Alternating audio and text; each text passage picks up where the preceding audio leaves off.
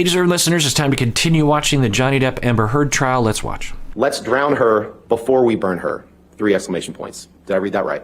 Yes, it's referring to the text prior to. We're hearing that he texted his friend Paul Bettany, let's burn her and drown her, which is pretty abusive language. Was it very much a figure of speech, meaning like, I just want to kill that person, when you absolutely don't mean it literally? Or is it an expression of extreme rage at the time, or is there something there? Of course, Amber Heard's team would say that there is. It certainly doesn't give Johnny Depp's testimony help in this situation, because for most people, when we're upset at our partners, we wouldn't say such a thing, right? We wouldn't text our friend and say, I want to burn my wife, or I want to drown my husband. To use language like that often will indicate an abusive attitude, if you will, that can result in abusive behavior. But I don't know. Now, I will say that Johnny Depp has a flowery way of talking, so is that an example of that, or is this a glimpse into the abuse? You made another comment, and I'd like to apologize to the court and to the jury for some of the language that I'm going to have to use today, but unfortunately, you're going to see a lot of documents with language like this. After you said, let's drown her before we burn her, Mr. Depp, you said, I will fuck her burnt corpse afterwards to make sure she is dead. Wow. Again, is it flowery speech? Is it a glimpse into the abuse? I will say that's a stark statement. You know, how many people in the midst of a conflict, even high conflict, like the worst kind of regular non-abusive conflict, how many of those people would say such a thing? I mean, to think such a thing and to put it into words and to text it is interesting. Now, I will say that I've treated lots of people, all genders, who will, while they're going through a divorce or a major breakup, will have intrusive fantasies of wanting to harm their partner, their ex-partner, their former partner. I have heard of burning, actually. I've heard of people saying that they want to burn their former partner alive. They don't actually, and when I hear stuff like that, of course, I will assess for intent or danger. I, depending on the situation, have a legal and ethical obligation to reach out to the victim or report them to the police or something. So I do an evaluation, but usually it's a fantasy. It's an intrusive thought. It's a thought of that gives some sort of level of satisfaction internally, and the individual would never do anything of that sort. Of course, some people will, and while one is going through a divorce, it is a flashpoint for these kinds of severe behaviors. Often, when that is done, it's a man who's doing that, but certainly women can do it too. That's what you said that you would do after you burned her and after you drowned her. Did I read that right? You certainly did, yes. And you wrote that about the woman who would later become your wife? Yes, I did. Okay. Oh, interesting. So this is before they got married, these texts. Wow. So it's not amidst the divorce, probably amidst some conflicts, but that changes things a bit. You texted Mr. Bettany, I'm going to properly stop the booze thing, darling. Drank all night before I picked Amber up to fly to LA this past Sunday. Ugly, mate. No food for days. Powders. Half a bottle of whiskey. 1,000 Red Bull and vodkas. Pills. 2 bottles of champers on plane. And what do you get? An angry aggro engine in a fucking blackout, screaming obscenities and insulting any fuck who got near. I'm done. I'm admittedly too fucked in the head to spray my rage at the one I love. Read that again. I'm admittedly too fucked in the head to spray my rage at the one I love. Again, the flowery speech, it's hard to know what he is saying. It's like poetry or something. But so let's see what Johnny Depp says about this text. My darling Patty Lee, I miss you and worship you, and there's nothing wrong between us. Never, ever could that happen. I've just been so beyond busy with film here in Boston and then back to LA for kiddies. When I was in NYC, they were brief visits and fucked and charged by horrific fights with Amber. I fucked up and drank and got shitty. Was so disappointed in myself. Actually, almost walked to your place at about 3:30 a.m. the last time I was there, unable to stop he tears. Did I read that right? You did. Okay, hard to say what that text is talking about, or at the very least, we wouldn't know if that means he was abusive. As from previous videos, you know, I've been skeptical about his account of his substance use. He would, particularly around alcohol, he would talk about drinking what seemed to be minimal or below average in terms of what would be present if someone was getting drunk and being intoxicated and acting in ways that are commensurate of being highly intoxicated. I don't know about the incidents that were brought up, but when he would give answers as to how much he was drinking, I thought, I mean, maybe, but given what even he has said about his alcohol use, it didn't sound credible. But I don't know. Even the way he answered the question, it just seemed a little hesitant and a little, I don't know, a little sure of him. Like there was a hesitance to the way he would hesitate when he would answer those questions, which doesn't mean he's lying, but it's a red flag for that, or a small little orange flag. And then when he would answer the question, he seemed pretty sure of himself. Whereas, you know, he'd say, I had one glass of wine. Whereas, given the way he was talking, I would imagine that he would say, well, I don't know, because I drink a lot, and I don't know how much I drink, but I probably had a fair amount to drink, but I want to remind everyone that I have a high tolerance, and it doesn't affect me perhaps the way it would other people. But I was affected to some extent, but by all means, I still remember what happened. And, you know, now they're bringing up these texts that he had been texting Patty Smith, who is, I believe, the Patty Smith. Is he friends with the Patty Smith? Or is it just some random person, Patty Smith? I don't know. And he's talking about how he regrets having drank too much, but then he uses all these words. Like, is he saying that he made a mistake, like he was abusive, or that he made a mistake by drinking too much, or he's trying to get, I don't know. It's hard to say. Maybe we'll get some clarification. You sent this text to Miss Heard, and it says, "It's away. I've let it go. Went too far. I tend to do that. I always regret it when I jump, or worse, when you jump. I don't want to be conditioned to continue that behavior. Therefore, I'll put in heavy work with Shrank. I'm sorry for being less, for your disappointment in me, for my behavior. I'm a fucking savage. Gotta lose that. Gonna lose that. The devil is all around, right? I wish I were able to bring even just a glimmer of a smile to the pretty face of my most gorgeous of dreams and darkest nightmares. I love you far too much for you and I to be these heinous, slinging insults like we do/did." Okay, again, impossible to know what he's referring to, and more that flowery language. But at the beginning, I was thinking, is he referring to having been violent? And then when he says slinging insults, then that made me think, oh, he's referring to yelling at each other. And yeah, interesting look into their relationship with this text, that he later on would regret and reach out to her and feel bad. Now, can one be abusive and send a text like that? Yeah. Could one be a victim overall and send a text like that? Absolutely. Could there be mutual abuse happening and you send a text like that? Yes. So hard to know what this is referring to. Not anything that I am particularly proud of to have participated in, and I regret giving it life, because, motherfucker, how when we fight, little girl, how do we end up on the very edge of the precipice? And why? Wish I knew. Goddamn. And know that you are right. I am well aware that I should have been bigger than the moment, and that it will never again manifest in negative experiences. It can be done. What a killer concept to visualize. Wish you were in this lunatic's proximity. Be careful out there. I adore you. Okay, interesting. Again, impossible to know what he's referring to. It looked at a certain way.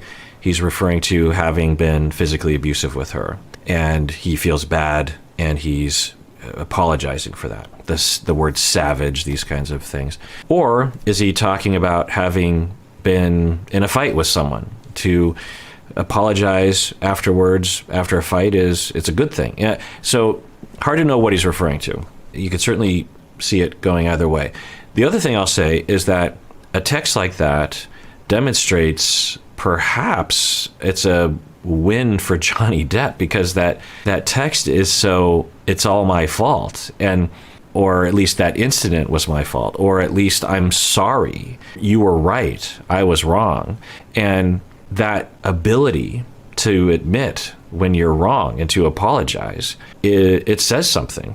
Do we have any indications that Amber Heard ever apologized from her side? Maybe she did. Maybe there's countless pieces of evidence of her apologizing. But yeah, I mean, if I were on the jury, I guess, to some extent, I'm sort of I'm a jury of one at home, and as I'm watching this, so how does this affect me? I don't know. There's just, to me, these are texts between people that are fighting, and it's texts between him and his friend as Johnny Depp is upset. For the idiot cow, 3 exclamation points. Next text. Will do. I'll smack the ugly cunt around before I let her in. Don't worry. And then you close by saying, did that worthless hooker arrive? Did I read that right? You did, sir. All right, so if he's referring to anyone, let alone Amber, that's pretty awful language. It says something about the way that he thinks, I think. It is a pretty big red flag. The way that people, if you had a friend that came to you and said those things, I want to burn her alive, I want to drown her, that's a huge red flag for something. It doesn't necessarily mean anything, but if I heard that from someone, like if a client or a friend told me that, I'd be like, uh-oh, what's going on there? Because it shows that not only are the urges coming up for the individual to visualize that or to say it, but they feel okay with saying it. I think that's a big part of what we're seeing here, is that for Johnny Depp, he thought it was okay to say those things. And of course, some people, well, he's really intoxicated. People who are extremely intoxicated still have a semblance of their personality left, that they would never say something like that. Fight you're talking about? I don't know. I'm talking about Australia, the day that Now we're talking about Australia. Okay. Yeah. You hear that? When you said the day I chopped my finger off? Let's play it again. Let's That'd do it be again. great, thank you.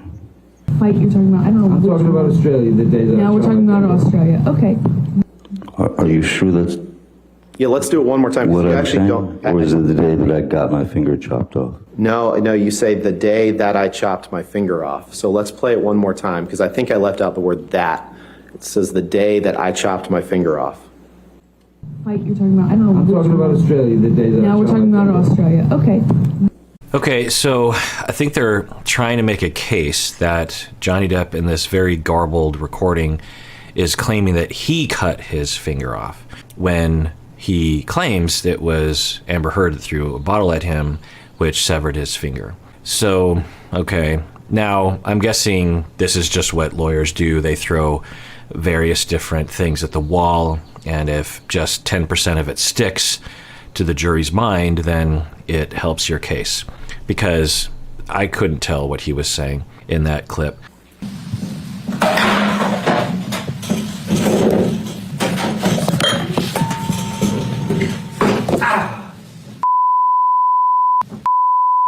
What happened? Interesting. It looks like Amber Heard has set up her phone to record video, and Johnny Depp doesn't know that he's being recorded. Maybe they're at their house.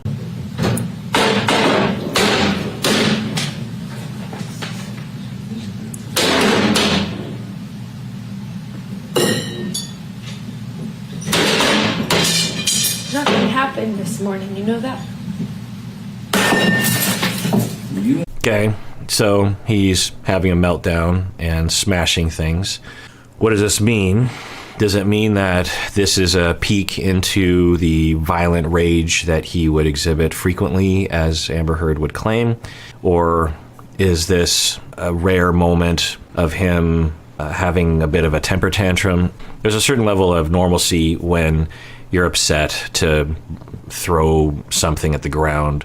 I wouldn't recommend people do that, but I used to golf, and I had golfing friends who, when they were frustrated by the 13th hole, would just throw their putter into the woods out of frustration.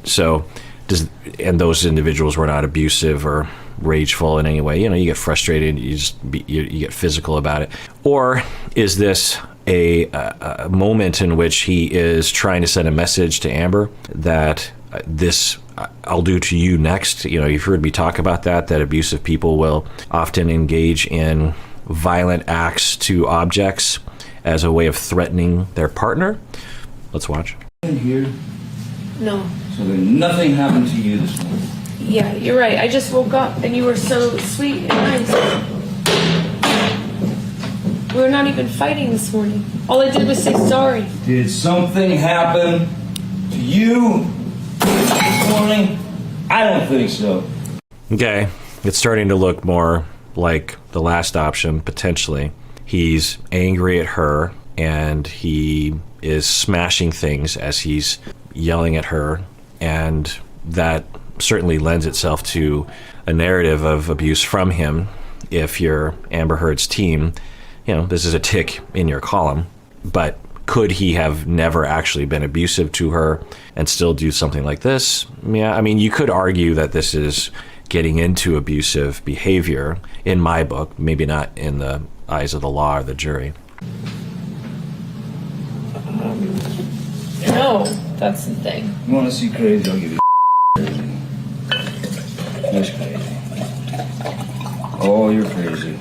Oh, you're crazy. Have you drunk this whole thing this morning? Oh, you got this going. You got this going. I just started it. Oh, really? Yes. Really? Okay, so he figures out that she's recording, grabs her phone or whatever is the videotaping device. We also saw him pouring a big glass of wine, and he's like, you want to know crazy? I'll show you crazy, something like that. All right, again, hard to know what this means. If you've been abused, you probably have seen behavior like this from the perpetrator. Could you do something like this and not have an overall pattern of abuse? Yeah, perhaps. Could something have happened just before this in which she was being abusive to him or verbally combative with him, and he is now triggered and reacting? Yeah, it could be. I don't know. It's hard to say, but this is interesting, and it certainly paints a picture of what was going on in their relationship. And she's, you know, if we watch this clip, she's being very calm. She's being very nice. She's frankly talking like a victim would talk, though you know, with that very timid, pleasing voice. Is she doing that for the sake of the camera because she knows that she's being recorded? See that? Didn't I? And to grab someone's phone if they're recording and throw it, I think, into the garbage can is not good. So that, you know, we're looking for clues, right? Because I don't think we're going to have any slam dunk evidence of abuse from either one of them, right? Other than their accounts.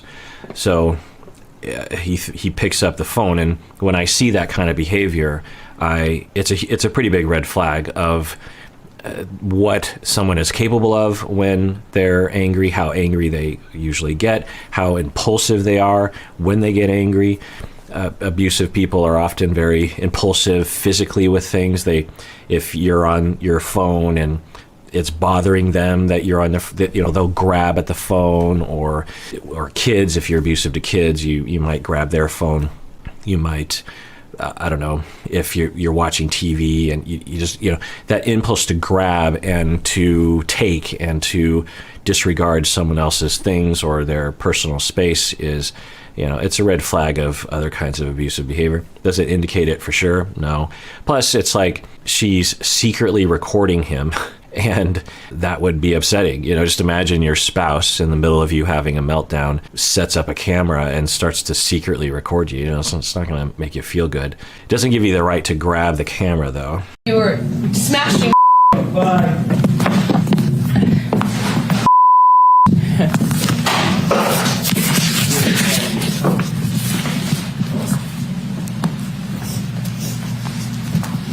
Do we have a date for this That's your house, illegally Melissa. recorded tape? Do we have a date or metadata or anything on that? Why don't we, since you have some questions about it, why don't we watch it again? Oh, I've Play seen it it. again, I please, mean, Michelle. Okay, you know what, we don't have to do that. That's good. We don't have to do that. This is at your house in West Hollywood on Sweetser Avenue, correct? That's correct, sir. And that's you in the video, Mr. Depp, right? That's correct, sir. And you would agree that you were violent in that clip, correct? Clearly, I was having a bad time. I don't know what it was with regard to completely at this point, since I don't know the date. But All right. He's saying he doesn't remember what it was in regards to. He also mentioned earlier that it potentially is an illegally obtained video. I don't know. There's different states have different laws about this sort of thing where you can record without someone's permission as long as one person is granting permission and the other person is not. There's other states where you need everyone's permission to record. But he's saying he doesn't remember what was going on there. It says something. Either he was highly intoxicated, which he likely was, given what he's talked about in terms of his drug use and alcohol use. And it would mainly be the alcohol that would cause his memory to go. Although benzodiazepine use, and I don't know what his prescription calls for, but the way he's been talking, it sounds like he takes it frequently, perhaps daily. And there can be an increased tolerance to benzodiazepines as well, which can lead to increased need of an increase of dose, and that can sometimes affect one's memory. So the fact that he can't remember this, it says potentially one and or another thing, which is the substance use is making it hard for him to remember, and or two, he does this sort of thing frequently and thus couldn't tell you which incident this was. He broke the door to the cabinet. So what does that say about Johnny Depp, that he can't remember what that incident had to do with? It could call into question a lot of his account of a lot of things, because if he can't remember that, what else does he not remember or claim to not remember, or what else is he, inserting memories or stories into situations that he actually can't remember exact what happened at all during that time? I think it says something. being illegally recorded by your chosen other is, well, it's quite fitting with the rest of the photographs and tape recordings she made. So I thought what was most interesting is that she tried to hide it from me, and then that she laughed and smiled at the end. I thought that was the most interesting part myself. But so yes, You didn't react. I did assault a couple of cabinets, but I did not touch Miss Heard. And, As you can see, I think, no. And you may have been drunk in that video, correct? There's a possibility of that, yes, sir. You poured yourself a mega pint of red wine, correct? A mega pint. Yeah, that's what I thought. Megapint, what does that even mean? Like, just say a large glass, a megapint. Yeah. I poured myself a large glass of wine. Right. I thought it necessary. And what I would propose to play is 3210. All right, I thought it necessary for what? To cope emotionally? He's stated as much. So, I don't know. Does he stand behind that idea that it was necessary, or is he saying that's what I used to think, or I don't know what he's saying? This is really pretty. Thanks. You want to cut me somewhere? Do I want to cut you? Yeah, you want an arm, you want a chest? You want... What do you want with the scar? What do you want? Cut me. Just don't cut your skin. Please do not cut your skin. Please don't. Cut me. Why would I do that? It's easy. Don't. Please do not do that. Please do not do that. Please don't. All right, so he sounds like he's, I don't know what's happening, but he is saying, cut me, and he has the knife close to him or something. I don't know where in his body. And she's saying, please don't do that. I assume this is one of Amber Heard's clandestine recordings that Johnny Depp doesn't know about. So she knows the recording is on, I'm guessing, and he does not. So what does that mean? And I will say that if there's a recording of him being clearly abusive, even if it's audio, you can usually tell, then obviously that would indicate that Johnny Depp was abusive. We could hypothesize that there was bidirectional abuse, but at the very least, there would be strong evidence of physical harm that Amber Heard, I believe, has claimed. If we don't ever have a recording of that, video or audio, then we would wonder, if you recorded so often, why not just one of the times when he was actually being abusive, especially if he was abusive as often as you claim? Now, maybe they'll actually have those recordings. I don't know how often she claimed he was abusive, but from the news reports that I've seen, it sounds like it was quite extensive. So yeah, if we never find a recording of clear abuse happening from him to her, then, you know, that doesn't say it didn't happen, of course. And I want to be clear, typically victims of abuse never have any evidence. They never have any recordings because it could get you killed. You know, if the abuser finds you recording, they could kill you or decide that they're going to, you know, break into your phone and not let you have a phone. So, you know, there's a lot of threat there. But if you're already recording and you have enough safety around recording, then you just have to wonder, why was there no strong evidence of an event in which he was abusive? But, you know, maybe they'll show one. Please don't cut yourself. You don't need to cut yourself. I need to do what I want. I know it hurts. I feel the same. Come here. I want your mark. You have it. No, you don't. You have it. They're gone. No, thank you. No, thank you. There's on the pillows.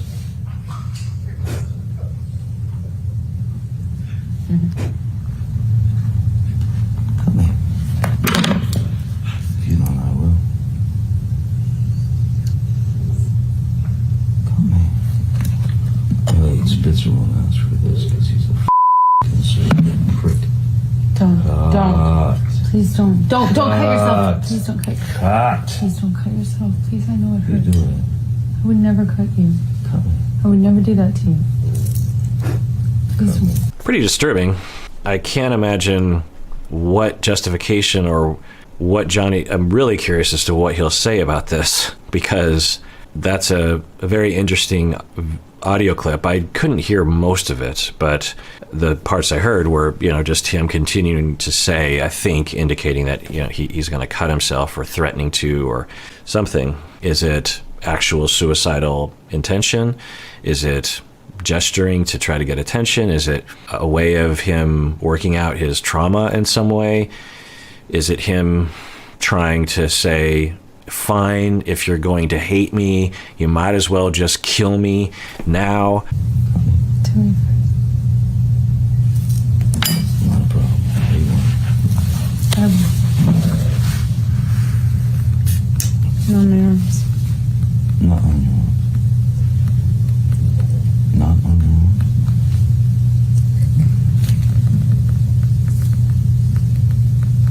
Want to be cut? Do you? Just gonna go to court?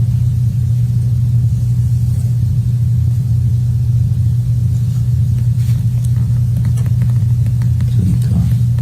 To me, it's really dull. I have to use the sharp part. Don't do that.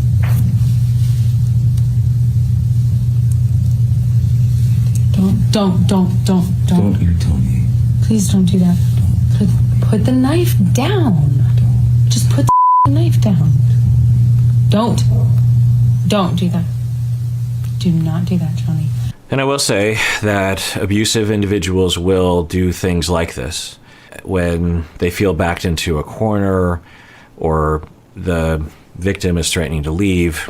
Not always, of course, but they will sometimes threaten to harm themselves as a way of trying to manipulate the victim into remaining under control. Please, I you're want to gonna look at you. hurt yourself. Please I want to stop. look at you. I know you're in pain. Wait. Stop. Please There's a don't. way for the pain to go away. It's not that. It doesn't make it go away, trust me.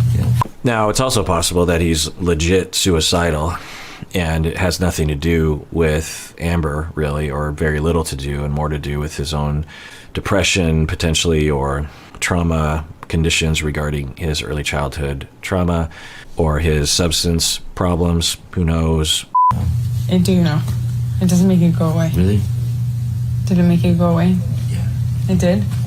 Please don't do that, okay? There's love here. There is love here. There's love here. I wouldn't be here. I have no other reason to be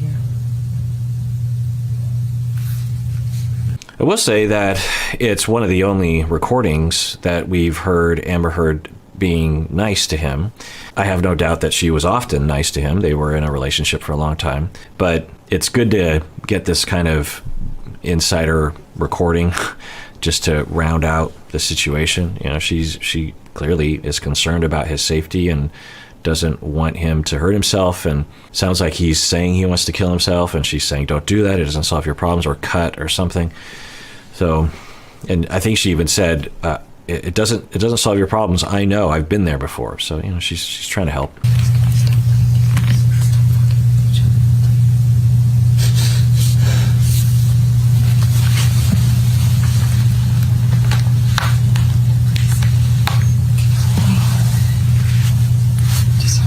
I heard, but total side note, I was on someone's live show.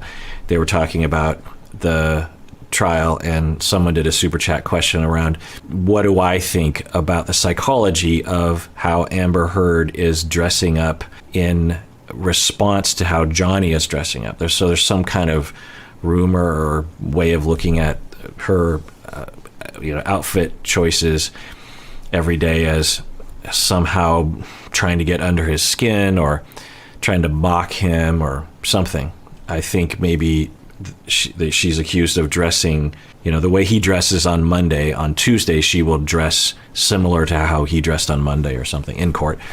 And I don't know. I would love to see an analysis of that. Do I think that's likely to be going on? No, those kinds of accusations I'm pretty skeptical about unless there's a real strong indication of it. If she did do that sort of thing, even if it was just occasionally, it could be subconscious, I suppose. Your outfit selection could be influenced by things that you've seen or something, or some kind of unconscious desire to bond with him or something. I don't know. The knife is really dull, and it would be the worst thing in the world to use to cut me with. It would be too painful and dull and dirty to use. Yeah, it doesn't typically.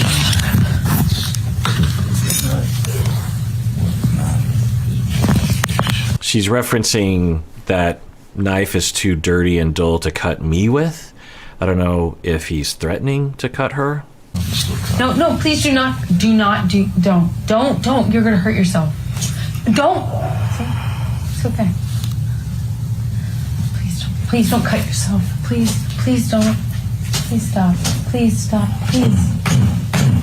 I will say that there's some strong evidence that this is not the only time this sort of thing has happened.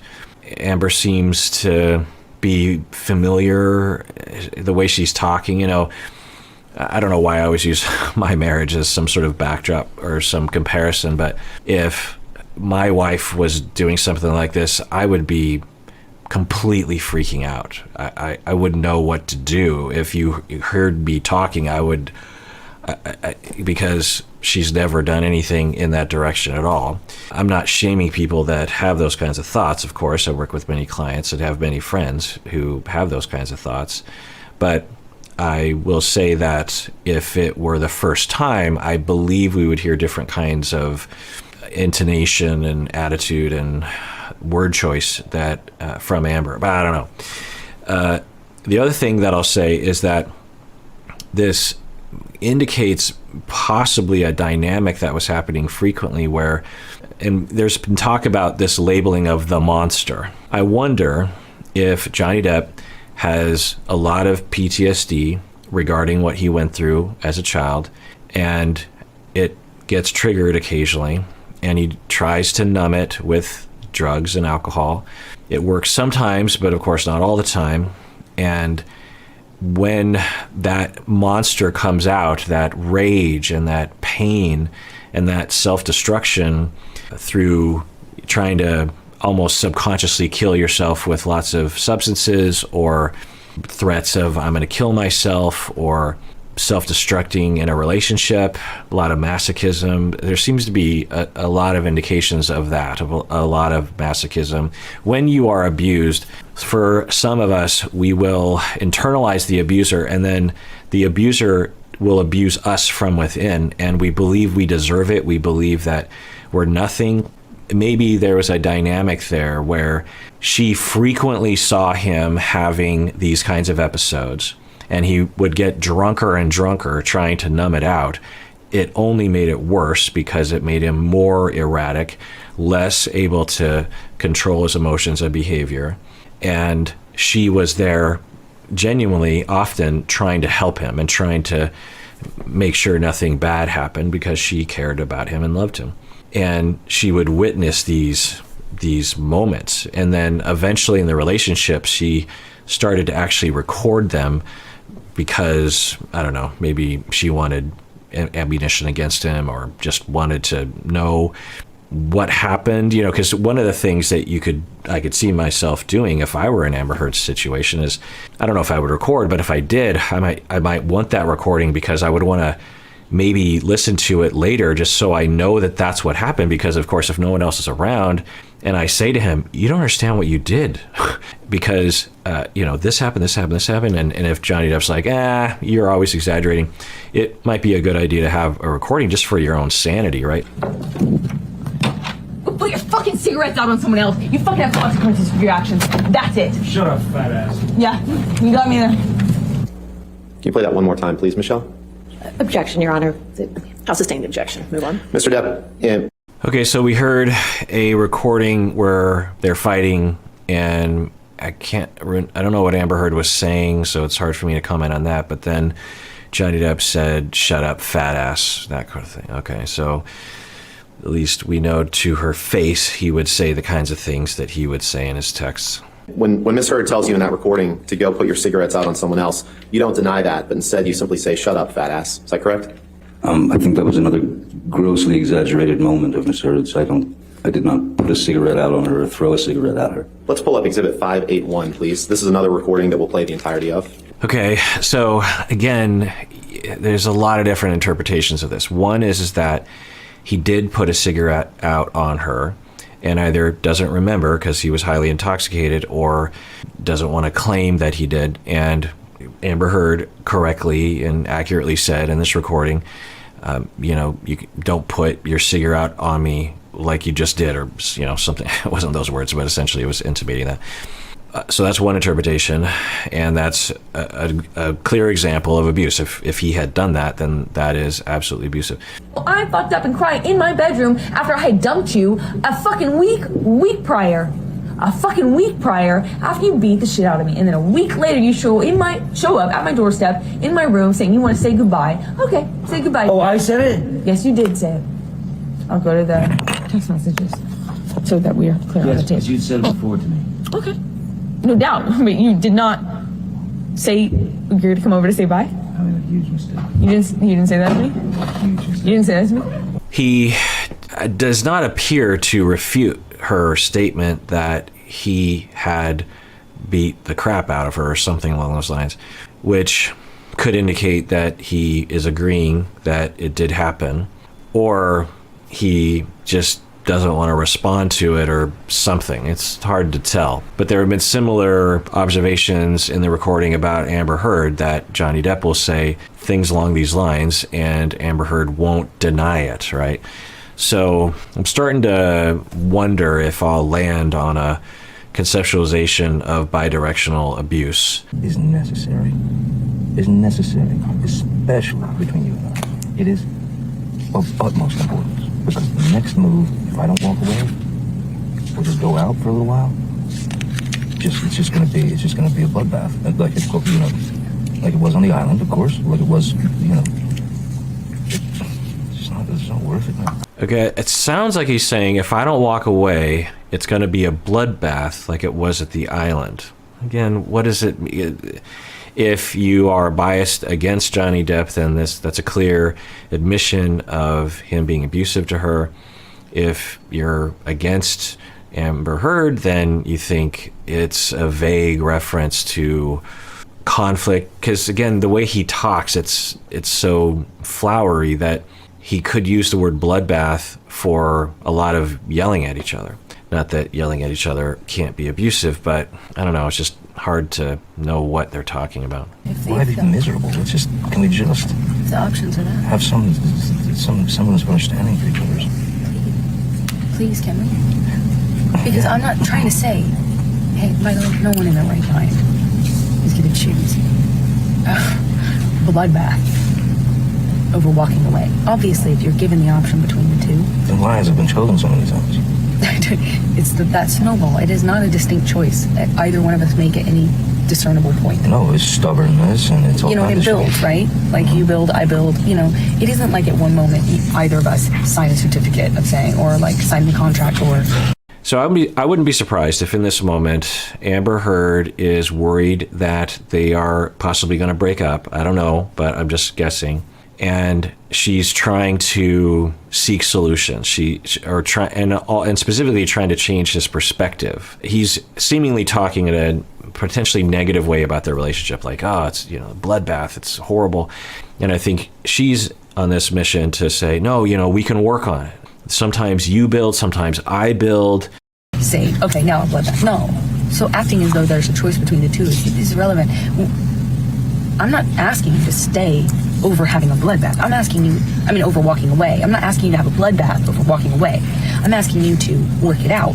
Right. That was the other thing I thought what was happening is that this is a very common argument that they have or discussion. Sometimes they're yelling at each other, sometimes not. And she is saying, look, I get that you see it as either it's a bloodbath or you walk away. I'm saying there's a third option, which is you stay and we try to work it out. All right. Over prolonging it and making it bigger. And that's something that I will hear from pursuers and potentially people who are pursuers who are borderline. It really destroys them and triggers them massively, especially if it's in the middle of the fight when their partner separates from them. It's devastating to them. You do it without thinking, huh? You don't. Get him. Stab him when you can. You throw a swing when you can. And what win better than to win them on the floor? Because that's when it's really good to hit someone.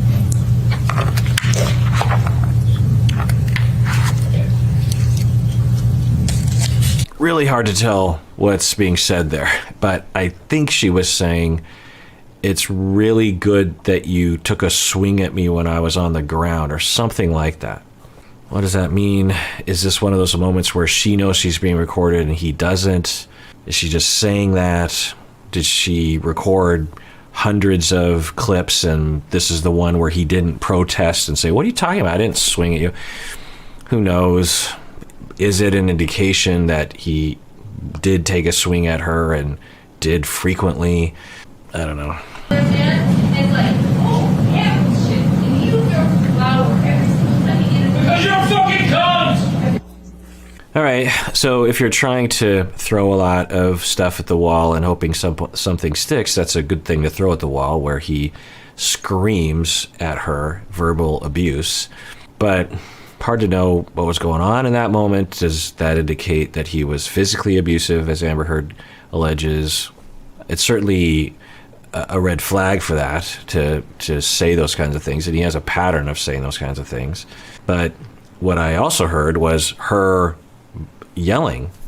Was it in defense? I don't know.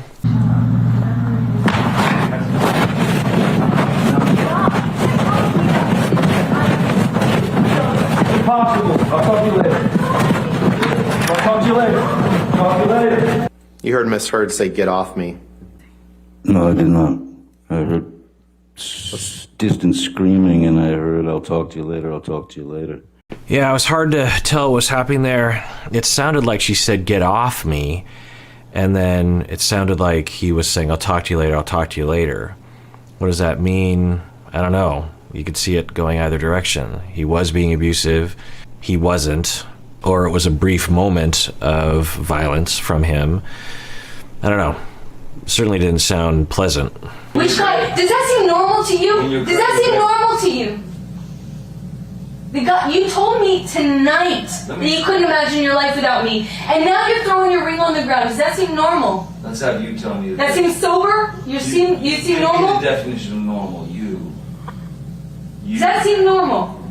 You. Does that seem normal to you? All All right, so in this recording, it sounds like he threw his wedding ring on the ground or something, and they're referring to previous conversations. I think, I'm only 50% sure of this, that Amber Heard is talking about how she's saying, remember after Australia, I promised I would change, or we were going to be different or something, and then Johnny Depp is saying, well, but you haven't changed according to him, and you're still a C word, and so we're hearing that verbal abuse.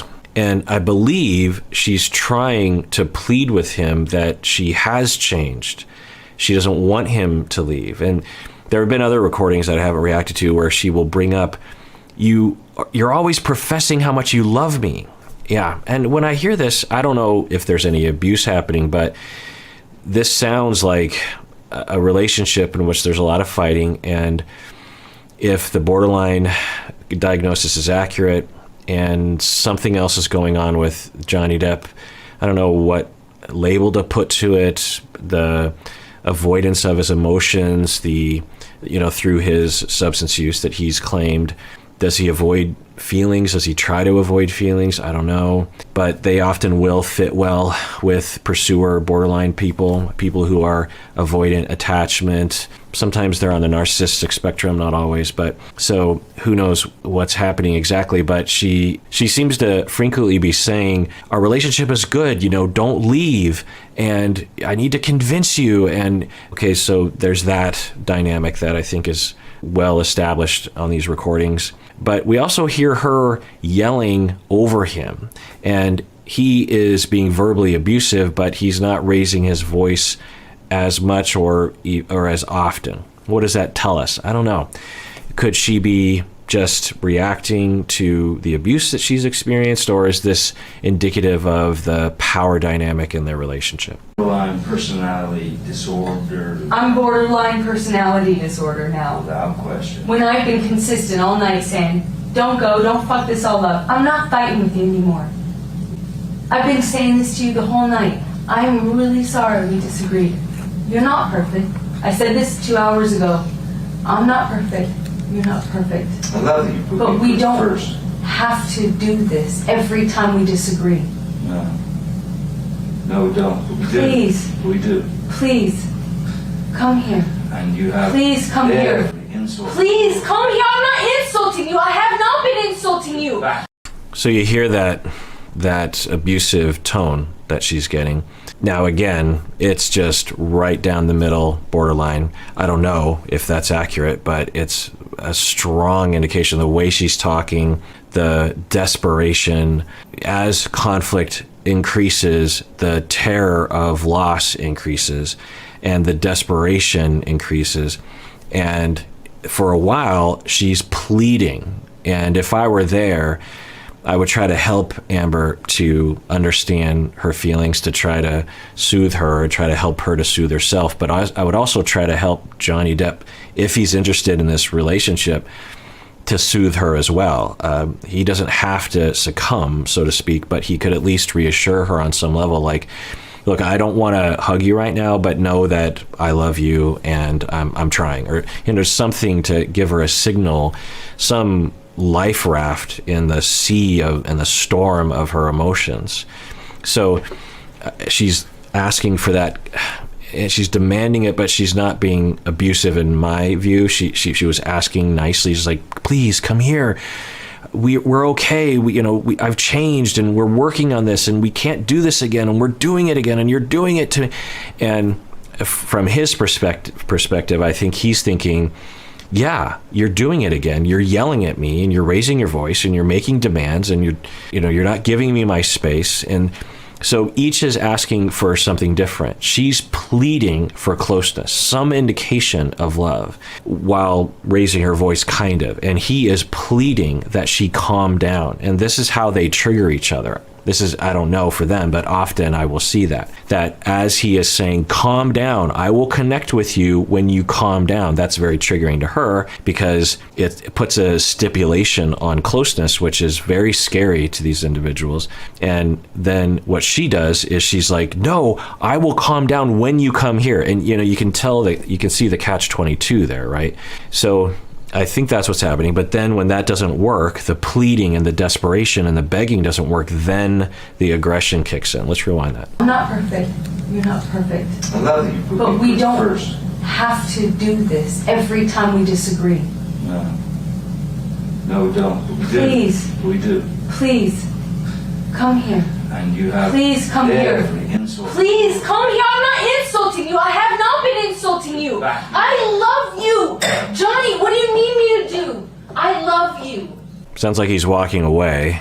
And yeah, this is when people will summarize borderline. They will sometimes, I don't hear this so much anymore because it sounds a little trite, but people will summarize it as, I hate you, don't leave me. I hate you, don't leave me. I hate you, don't leave me. And that's the idealization, devaluation, splitting.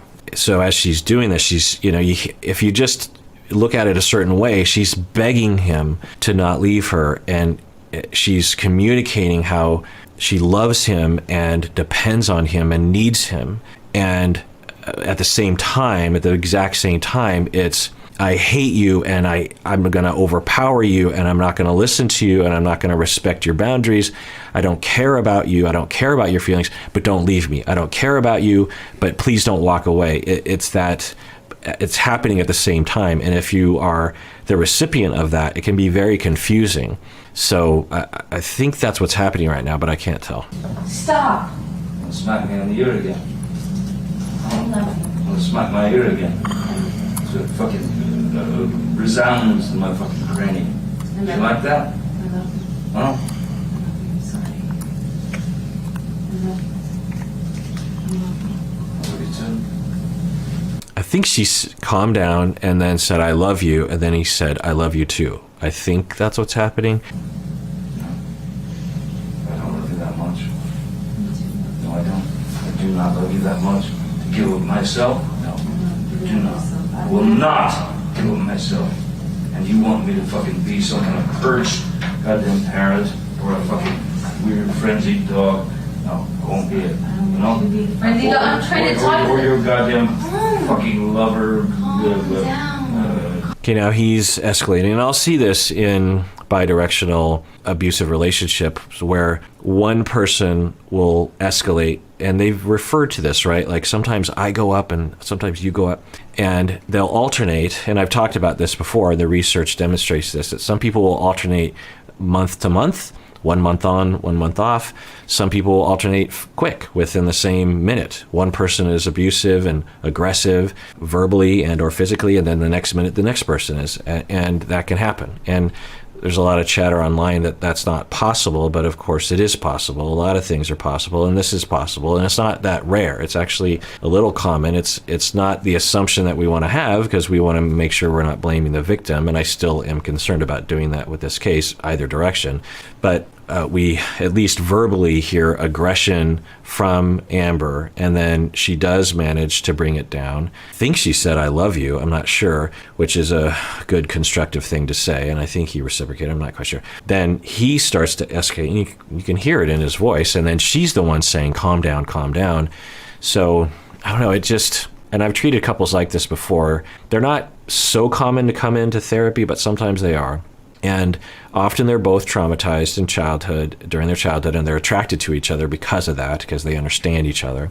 There's often substances, particularly alcohol involved, sometimes a lot of marijuana. And there's a lot of conflict and a lot of fighting. It's almost like a love language in a sense.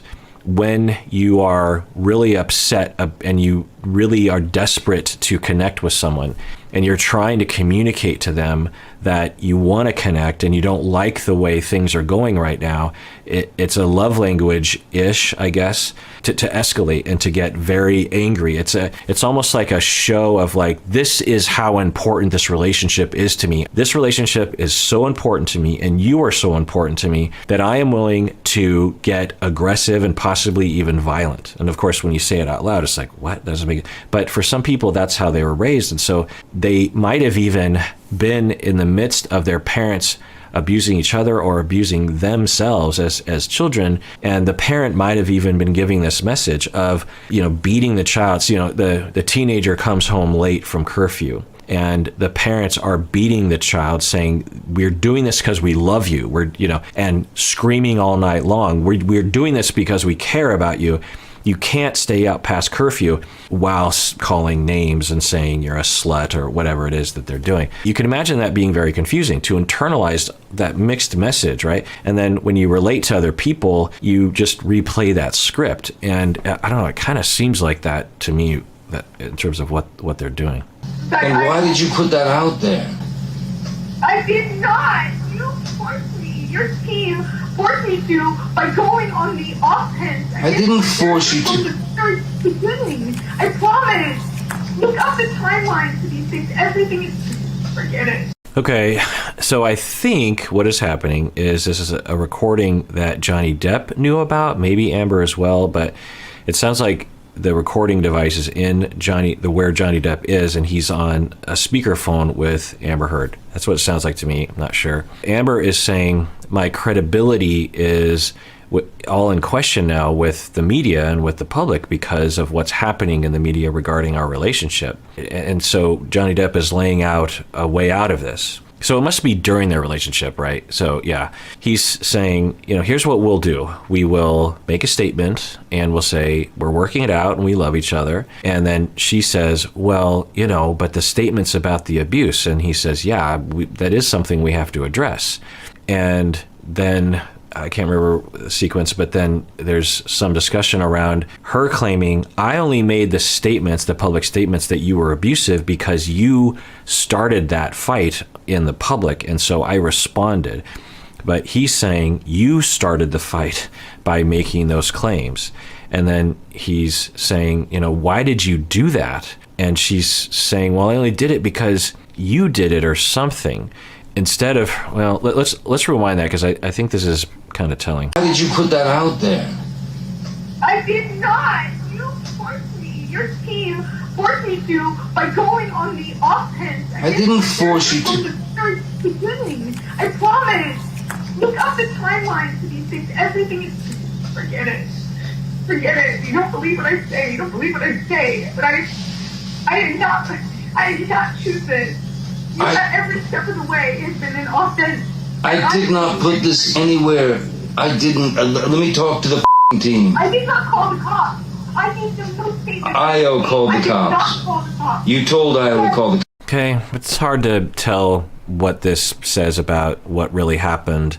She could be abused and pleading with him to not hurt her or not leave her and saying, yes, it happened. You did abuse me, but I'm sorry that I put it out there. It's not uncommon for victims to worry about that, not only of being further abused, but also of attachment loss. Victims will often, but not always, be extremely attached to the person who's abusing them, not because of necessarily, it can be because of trauma bonding or Stockholm syndrome, but it also can just be they're just in love. And sometimes people legit in love will have an abusive member or both be abusive. But anyway, so I'm not quite sure. It's an interesting conversation, but I don't know what it says about whether or not there was abuse or not. But if you look at it from the Johnny Depp side, hear her saying, I only said that, kind of maybe implying that she lied about it because she was trying to save face or something. I don't know. You could look at it from a lot of different ways. And I think that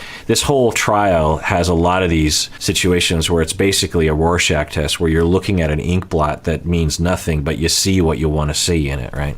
And it says more about what's inside of you than what's actually happening. I did not call the cops, and I did not give them any statement when they came. I've been trying to protect you. You told IO to call the cops. While it was happening? Yeah. Oh, I'm sorry, because the last time that it got crazy. Okay, she's saying, I'm sorry I called the cops. I've been trying to protect you. What does that mean? I mean, if I just heard that clip, I would think that sounds like a victim, right?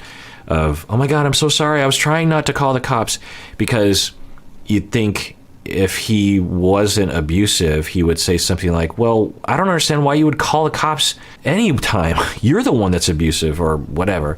But yeah, if I just heard that clip, that sounds to me like a victim apologizing for calling the police when it's totally within their right to do so. Between us, I really did think I was going to lose my life, and I thought you would do it on accident.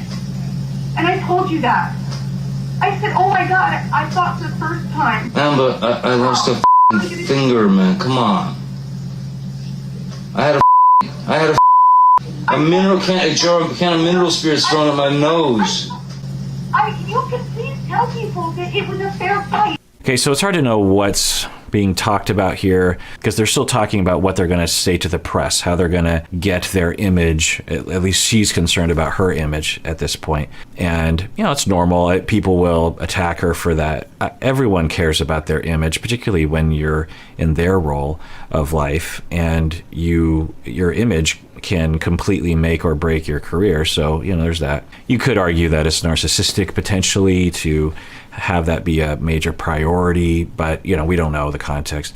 She also said something at the end there of, well, you can tell everyone that it was a fair fight. Who knows what that means precisely, but it could mean that she's saying you can tell the public that it was a fair fight, meaning that that's not reflective of reality, but you can tell the public that. Or is she trying to say it was a fair fight? Okay, we can agree. Don't say I was a bad person. Tell the press that we both were bad to each other so I can get my reputation back. Or does she know she's the main aggressor and is trying to re-narrativize it as mutual? I don't know. I think if you look at it a certain way, it can come up a lot of different ways. Telling him that he was a washed up actor.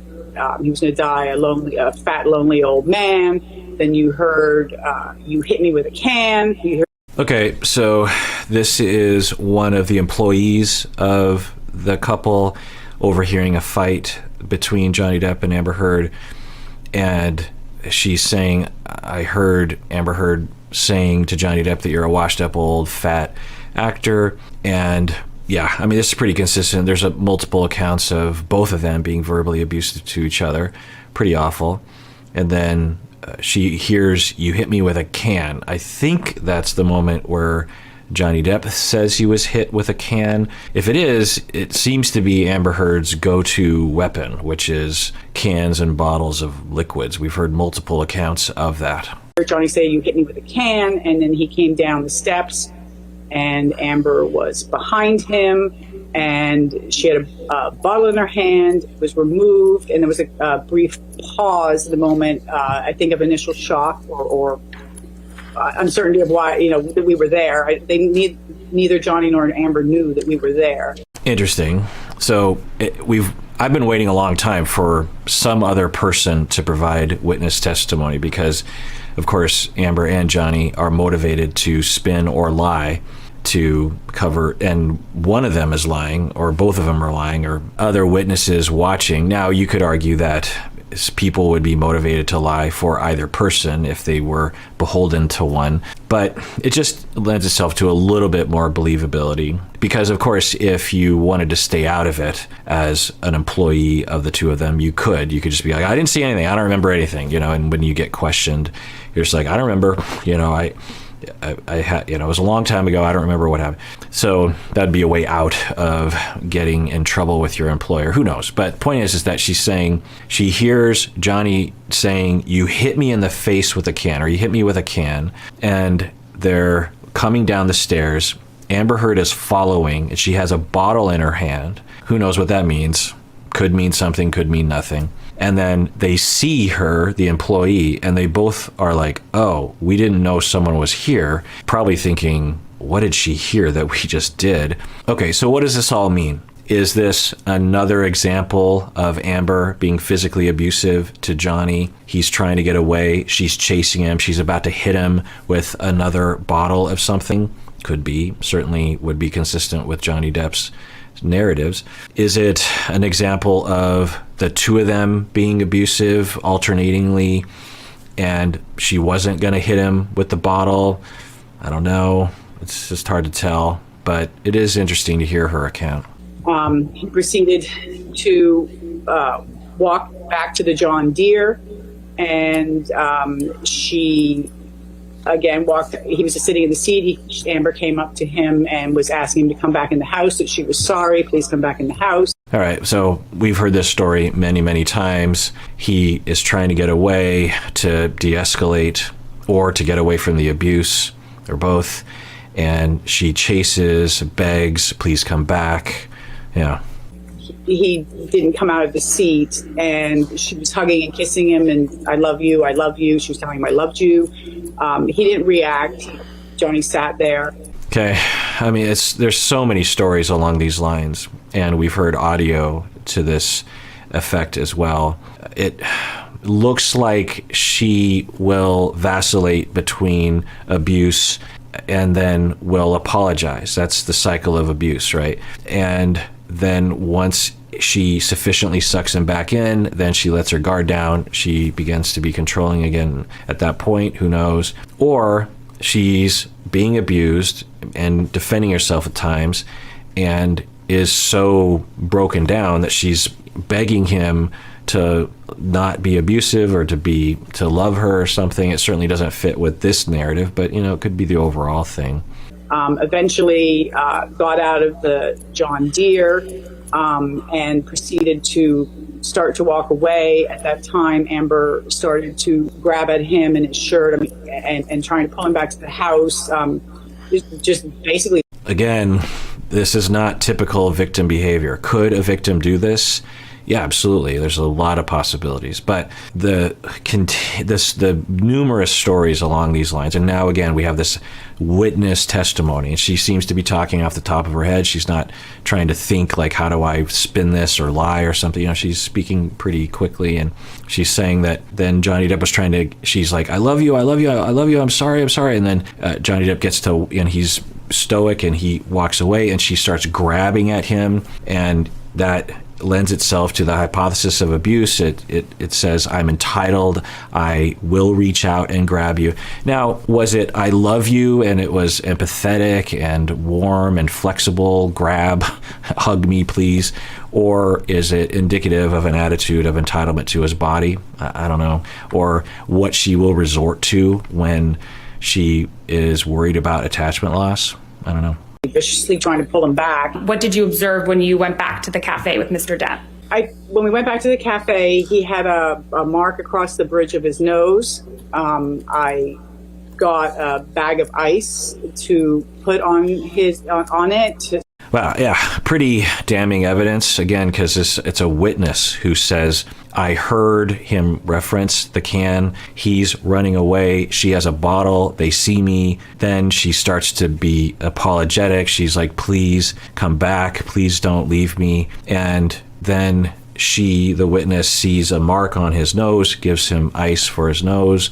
Yeah, I mean, wow. All right, well, that does it for that episode. Everyone out there, please take care of yourself because you deserve it. You really, really do.